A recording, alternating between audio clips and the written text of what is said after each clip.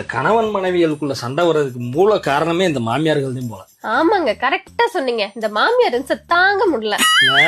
இந்த மாமியார்கள் எல்லாம் என்ன பண்ணாம இருக்கணும்? புருஷ பொண்டாட்டிக்குள்ள ஏதாச்சும் பிரச்சனை இருந்துச்சுன்னா அந்த மாமியார் சும்மா சும்மா மூக்கு நுழைய கூடாது. இது பண்ணாம இருந்தாலே பாதி பிரச்சனை சரியாயிடும். கரெக்ட். புருஷன் பொண்டாட்டி எங்கேயாவது வெளியே போவாங்க, அங்க போவாங்க, இங்க போவாங்க. அதுல அந்த மாமியார் அங்க போக கூடாது, இங்க போக கூடாதுலாம் சும்மா சும்மா சொல்லக்கூடாது.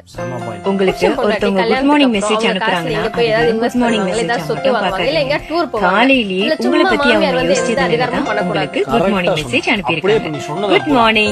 போனை போட்டு எல்லாத்தையும் அவங்க கிட்ட சொல்லு. நான் டைரக்டா சொல்றது இதுல என்னமா இருக்கு? உங்க அம்மா கிட்ட நீ பேசுறதுக்கு என்ன வந்துச்சு?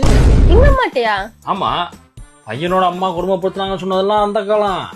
இப்ப இந்த பொண்ணோட அம்மா படுத்துற பாடு இருக்கே, ஐயோ முடியலடா சாமி. அந்த பொண்ணை கட்டின பாவத்துக்காக அந்த பையன் என்ன கலர் சட்டை போடணும், எதை சாப்பிடணும், எங்க போகணும், எப்ப வரணும், எப்ப தூங்கணும், எல்லாத்தையும் இந்த பொண்ணோட அம்மா தான் டிசைட் பண்ணுது. அப்ப நீங்க மாமியார்னு சொன்னது? ஆமா, அந்த பையனுக்கு